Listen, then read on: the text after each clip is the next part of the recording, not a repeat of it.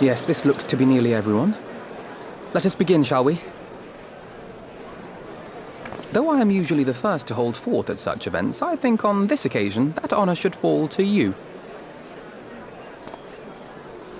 They would be more inclined to take the word of the Warrior of Darkness. Indeed. In light of the subject matter, who better than thee to speak these truths?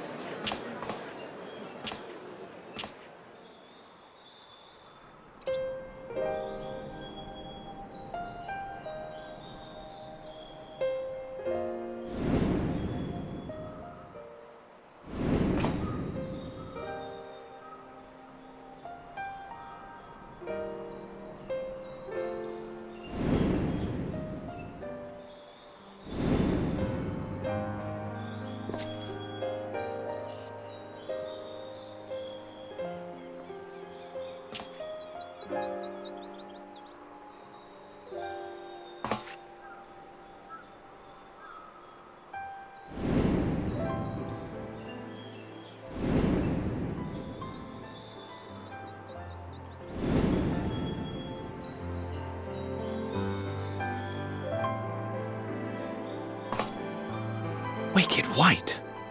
The Warriors of Light did all that? So they never... I mean, they only ever wanted to help. And when everything they'd done turned to ash, they still carried on. They gave everything to stop the flood. First their lives, then their souls. And they managed it too, in the end. They saved us. And we cursed their names.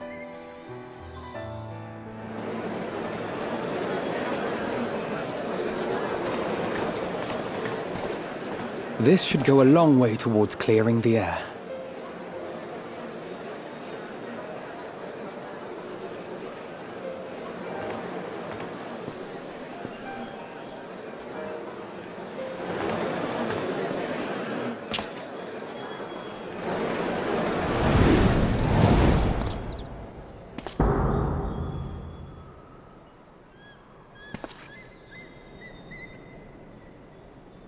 Impossible.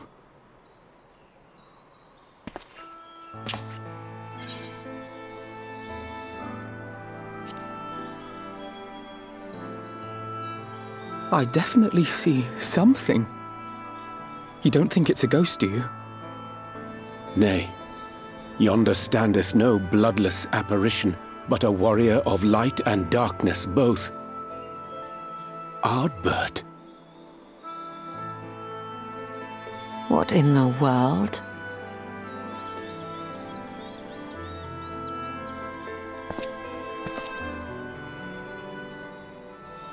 It's you!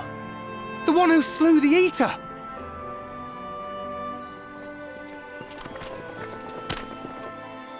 That it should be the Warrior of Darkness who brought the truth to light. You've saved me a fair bit of time, though I have a few words of my own to say, if I may.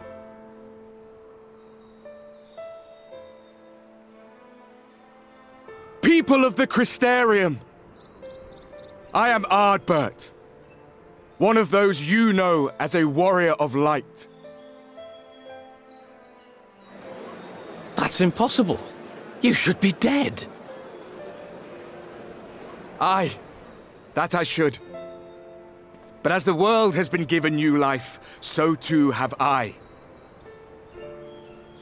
I know not why I, and I alone, have been gifted this chance. But I do know this.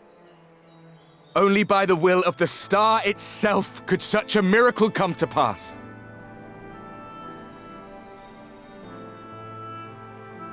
The hero who stands before you now, the Warrior of Darkness, is not of this world. And the day will come when he must return to his home.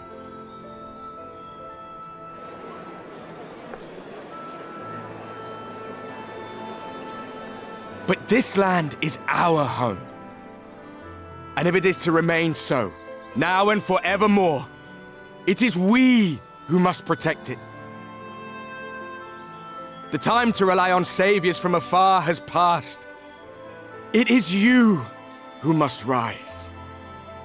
You who must become the new warriors of light! What? Us? Warriors of Light?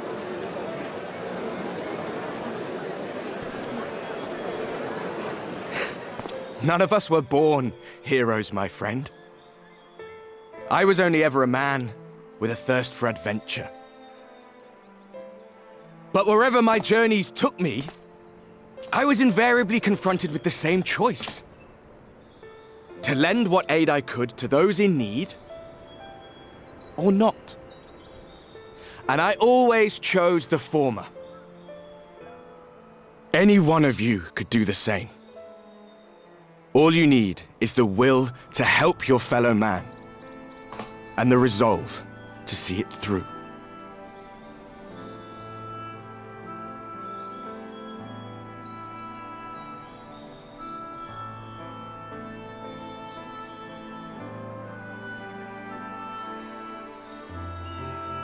From thine own lips did we learn of Ardbert's fate, and by thy countenance I gather thou art not inclined to recant thy testimony.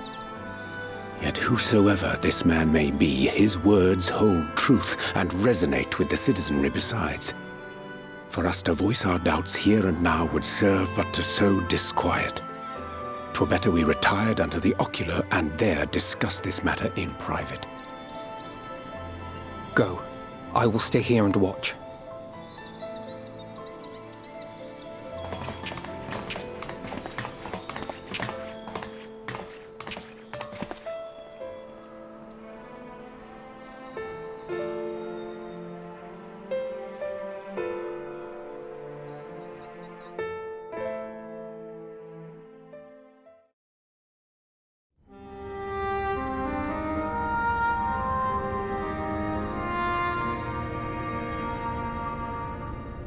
So, that is a warrior of light of the First.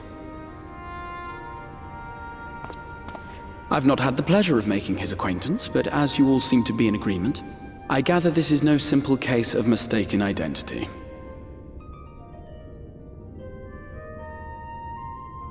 As far as I was able to discern, that was indeed Ardbert. It has been a long time, but not that long. Could he truly have been resurrected as he claims?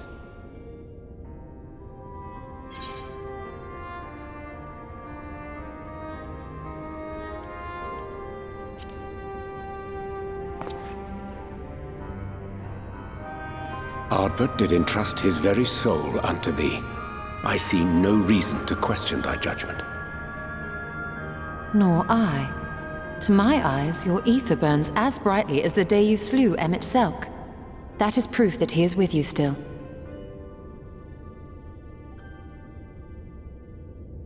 Yet that which standeth now before the people is far more than a passing imitation. I am reminded of the cardinal virtues, though a sin-eater he is not. Which leaveth but one plausible explanation. That he is an Ascian.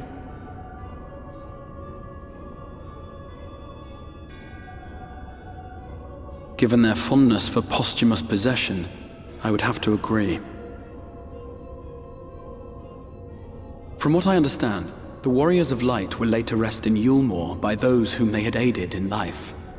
At the time, some few still remembered them as heroes. Needless to say, 4 of them were subsequently exhumed to serve as the virtues. And if one knew where to look, Ardbert too would not have been difficult to find. Assuming then that this is indeed the work of an Ascian, my mind inevitably turns to the last remaining paragon to survive the Sundering.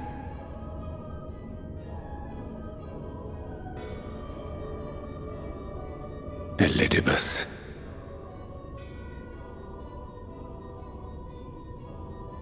That Xenos hath reclaimed his own flesh is known.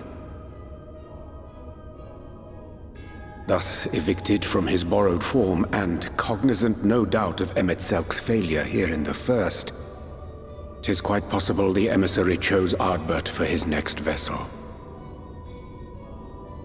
Inhabiting the flesh of the fallen. My, that is unsavory. And they do this often, you say? Verily, for they possess no corporeal forms of their own. In what one may term their natural state, none save those gifted with the echo can perceive them. Indeed, when Elidibus intruded upon the waking sands, his presence did go unmarked by all save Minfilia and the Warrior of Light. On that occasion I myself remained ignorant of his coming until after his departure.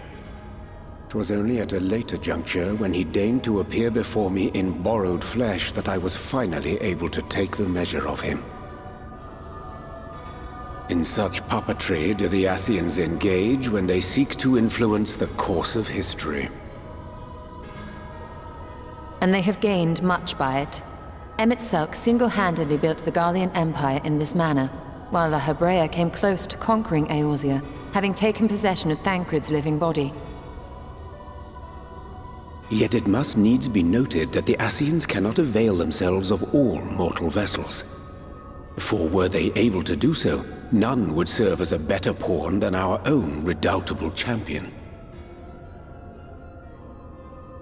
Mayhap the blessing of light shieldeth Hydaelyn's chosen from Ascian influence. Or mayhap other forces are at work. We cannot say for certain. Whatever the reason, I hope it holds true. I dare not contemplate what might come to pass otherwise.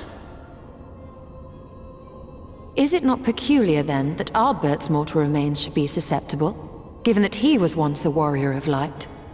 Or did the final departure of his soul make it possible, perhaps? Regardless, to hear an Ascian use him to call forth new warriors of light boggles the mind.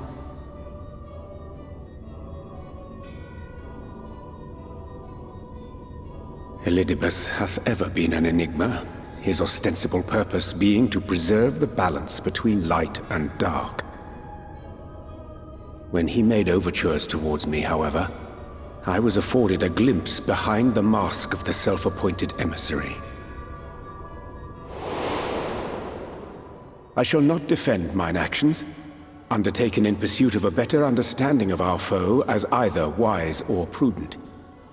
Nevertheless, what little I did glean may now prove useful. Elidibus possesseth a subtle mind, practiced in the art of manipulation.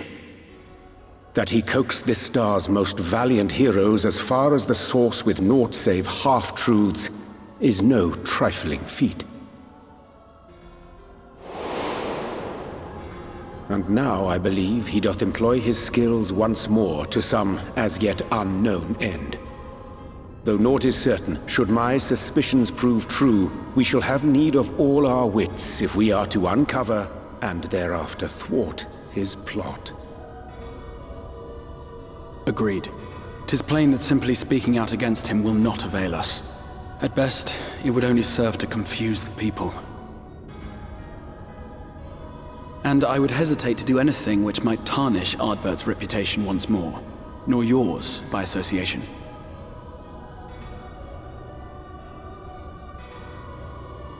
That being the case, it may be wise to keep a covert eye on this Ardbert's movements, as we attempt to discern his purpose and how best to mitigate his influence.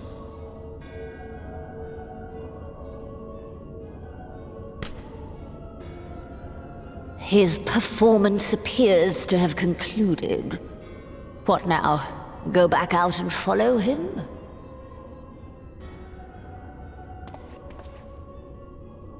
Twould appear Master Alphino already hath pursuit in mind, and I suspect one pair of eyes shall better serve our cause than half a dozen. Let the rest of us maintain an inconspicuous distance, for the present at least.